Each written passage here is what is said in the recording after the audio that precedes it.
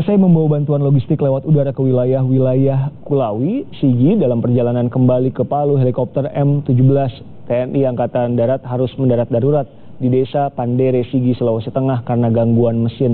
Jurnalis Kompas TV Doni Ara yang mengikuti perjalanan helikopter melaporkan sesaat setelah heli mendarat darurat. Saat ini saya berada di salah satu perkebunan di Kabupaten Sigi, tepatnya di Desa Pandere, Kecamatan Gumbasa, dan saat ini suatu hal yang saya alami cukup menegangkan karena tadi usai bersama-sama dengan helikopter bersama tim dari Angkatan Darat membawa bantuan di wilayah Kulawi dalam perjalanan kembali ke Palu, kami mengalami gangguan mesin di mana ada dugaan bahan bakar dan bocor dan kami terpaksa harus mendarat darurat di salah satu perkebunan kampung di Desa Pandere. Ini kita bisa lihat warga yang sedang mencari bahan makanan ikan di wilayah sini datang menghampiri rombongan kami, dan tim dari pilot M117 sedang melakukan upaya perbaikan dengan harapan kondisi kerusakan yang terjadi bisa diatasi.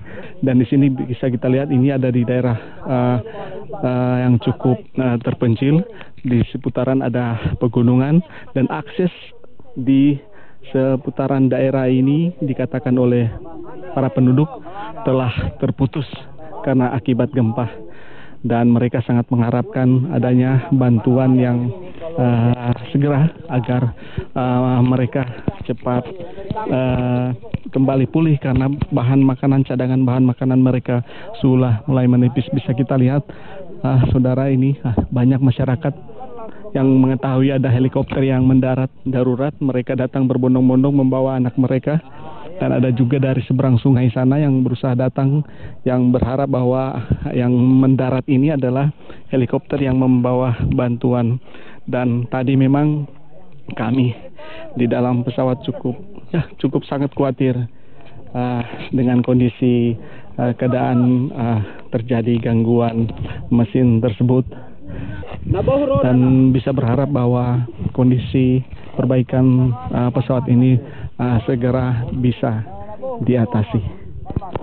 Setelah sempat diperbaiki selama 1 jam, helikopter Mi-17 milik TNI Angkatan Darat akhirnya bisa kembali ke Palu dengan selamat. Kami segera kembali.